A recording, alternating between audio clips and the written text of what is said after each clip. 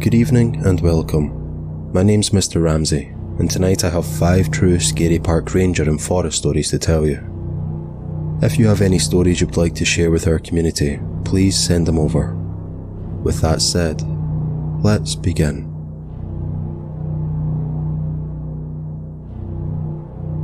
When I was young, around 10, my dad lived in an old log cabin about 15 miles west of Sheridan in the foothills of the Bighorn Mountains. Every summer when I was visiting, we would go up into the mountains backpacking and fishing for 2 days every weekend. We would park the truck, hike into a remote area fishing for trout along the way, and make camp wherever we ended up. We encountered a number of strange, creepy things and got into some scary situations with wildlife, but the one that sticks with me the most was an ancient abandoned camp we found. We were hiking down a very steep slope to get to an area of a creek that had been dammed up by beavers, hoping to catch some big trout. I had climbed out onto a rock ledge and was looking for a way down when I saw the stock in action of an old rusty rifle sticking out of a tree, where the tree had grown around the barrel years before, about 10 inches above the ground. Dad and I climbed down to check it out, and we found a small cave at the base of the rock formation, only about 12 inches deep, which would make a nice natural shelter, but a really terrible place to set up a long-term camp. Inside we found a bunch of really old stuff: 3 heavy gauge unopened cans of food, an old cast iron pot that had holes rusted all the way through it, a crusty old saddle and a bridle set, and a very deteriorated heavy wool blanket rolled up and tied with a leather belt.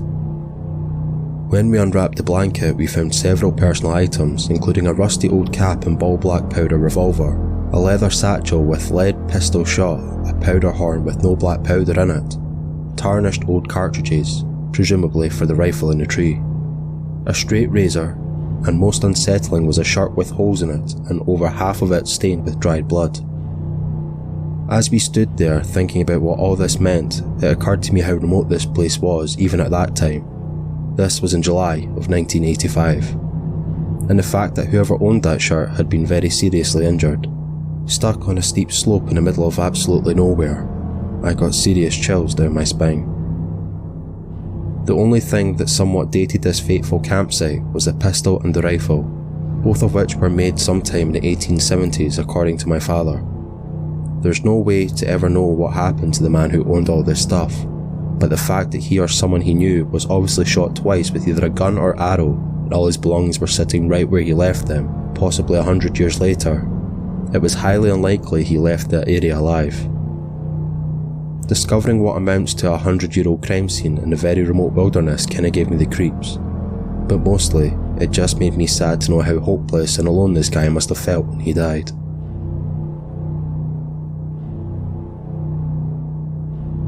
My normal shifts were during the day, 9 to 5 like most people, but on that day we were short-handed on the night shift staff because the last person who worked during those hours had just quit. We had lately had a whole lot of people quitting the night shift, so that meant I had to cover.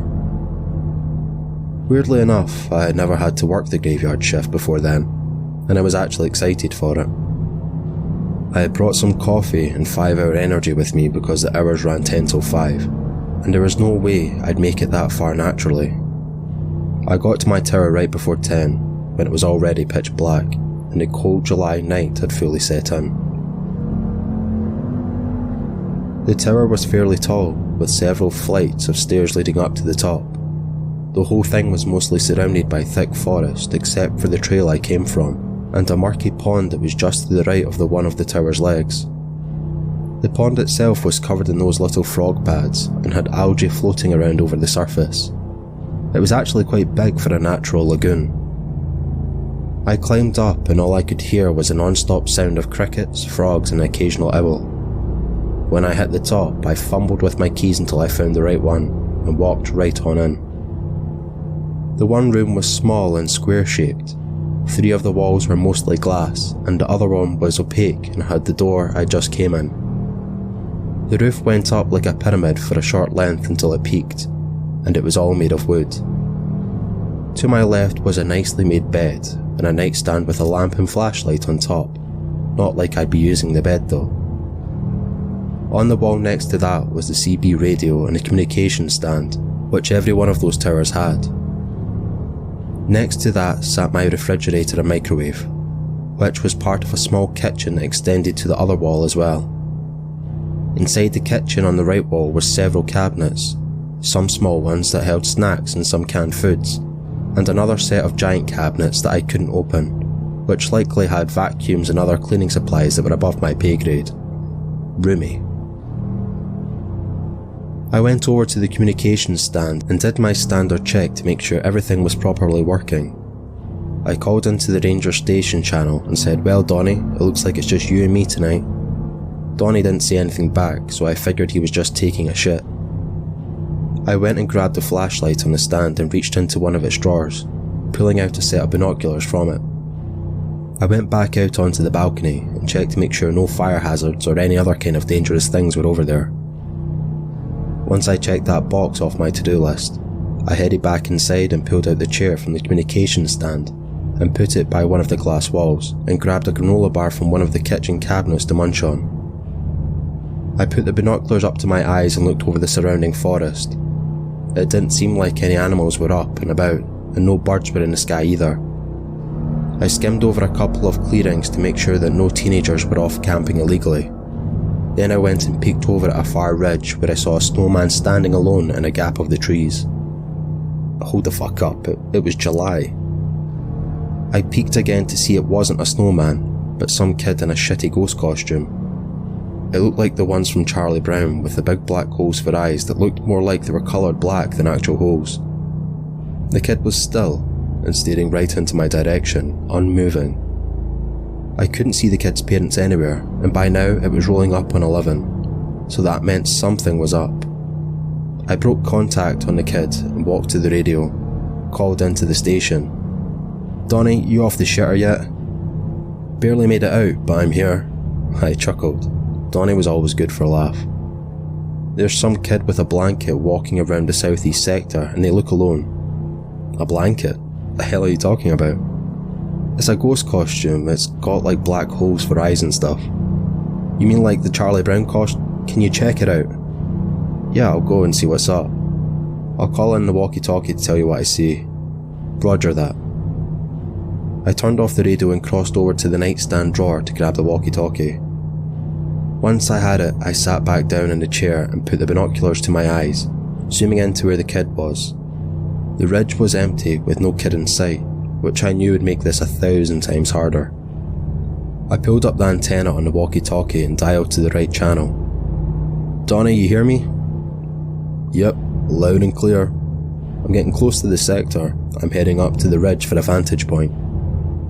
"Perfect, that's where I saw the kid, but they've moved on since then."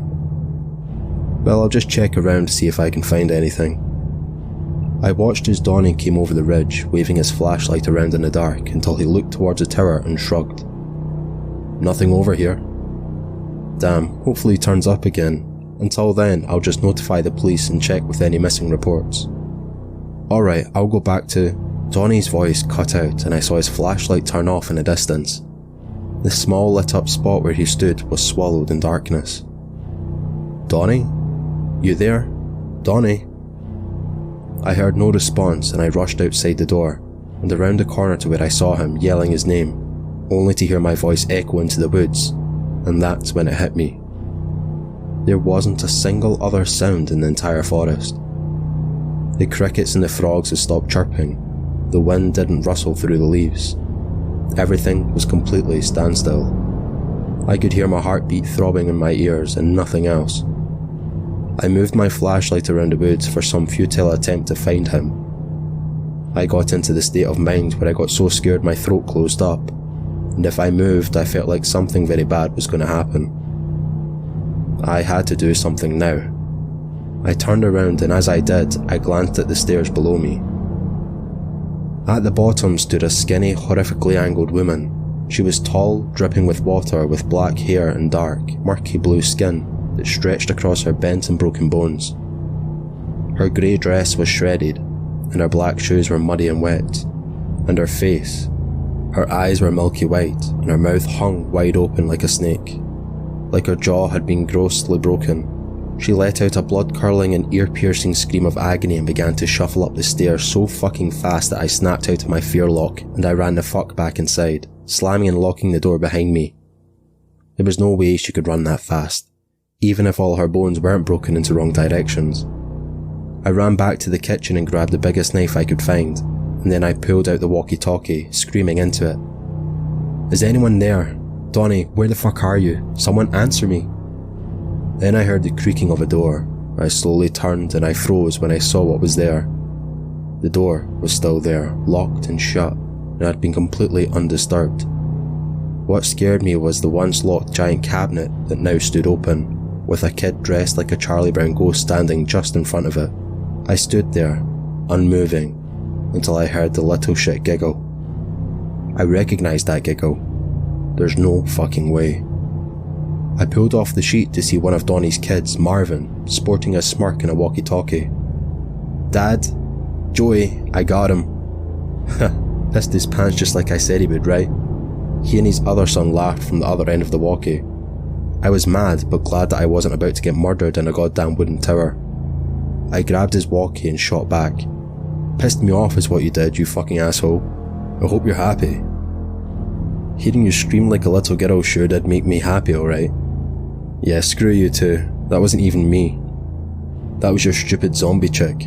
Who is that, your wife? My what? Does the ghost look like a zombie from that far away? You said yourself it looked like No, the ghost, dumbass. The woman on the stairs.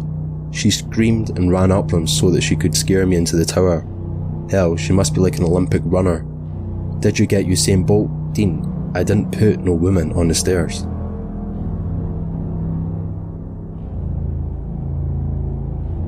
In 2016, my boyfriend, now my husband, and I went camping in eastern Pennsylvania. The place we decided to stop for the night was primitive. Camping was free, no cell service, and barely a road. We did encounter 2 other people. They might not factor into what happened later at all, but they were creepy, so I'll describe them. The first was a woman who had her truck off to the side of the road a little as we drove past.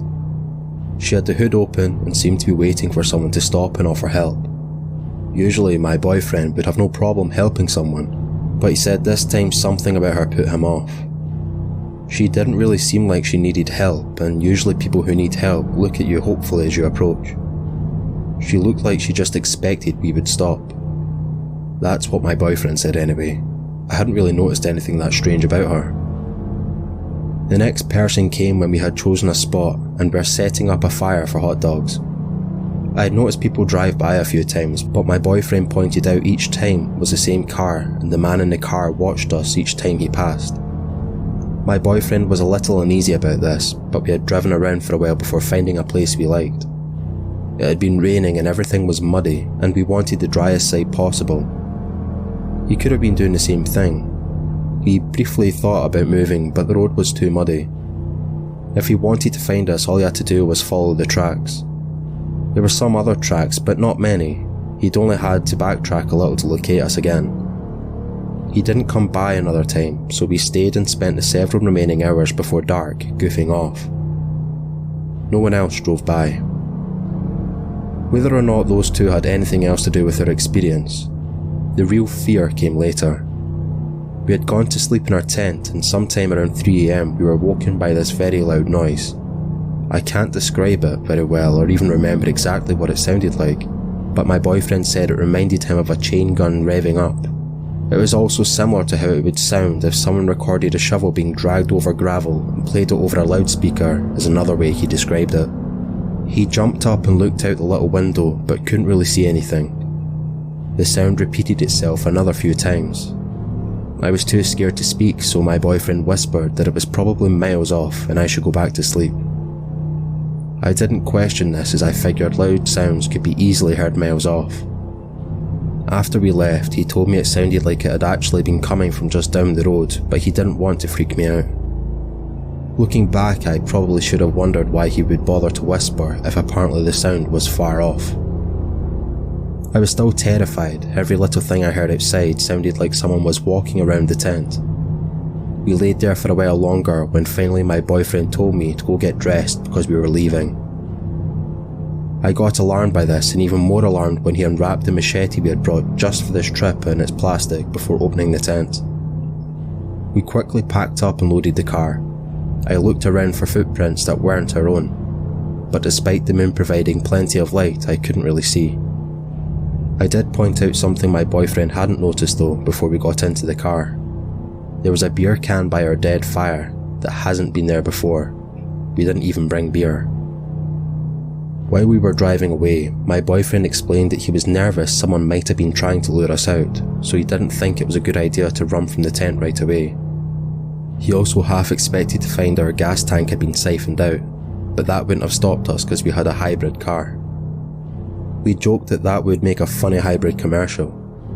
Number of brutal murders avoided by driving a hybrid, 2. We only joked because we were about shitting ourselves from fear and adrenaline even then. The rest of our trip, we only stayed in well-populated campsites or got a hotel.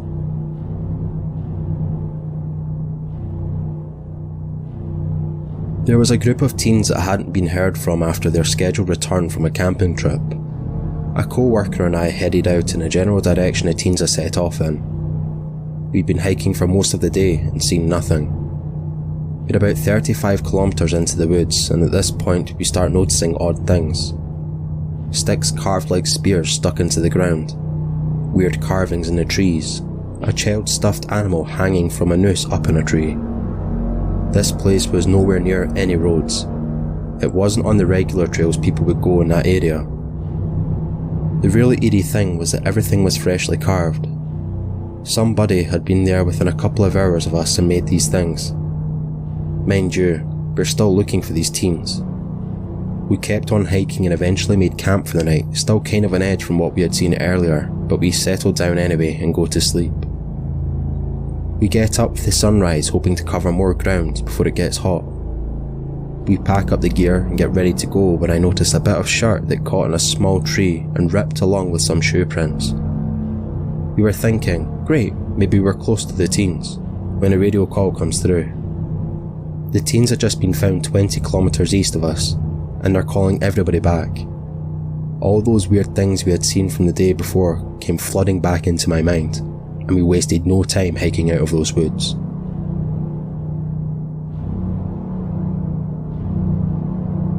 I once led a trip to the top of Mount Sterling in North Carolina.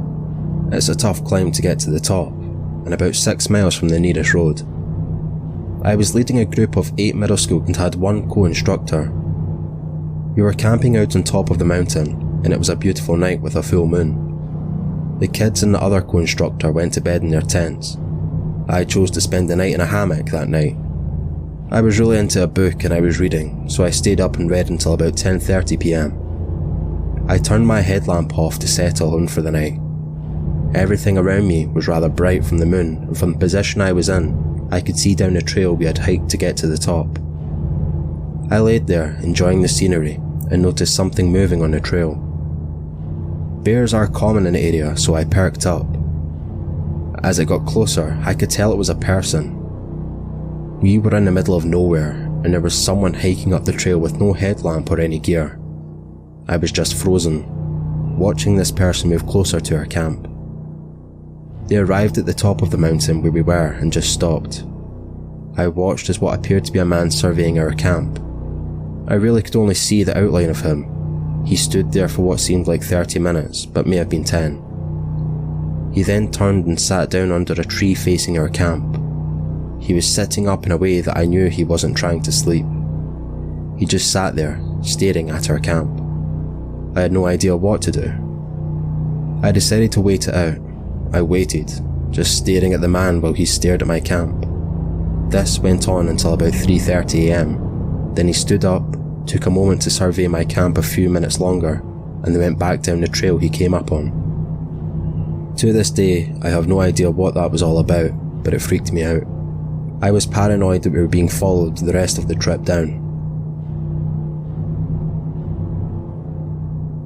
Thank you for taking the time to listen. If you enjoyed, perhaps consider subscribing. It would mean a lot. With that said, I'll catch you on the next one. Thank you.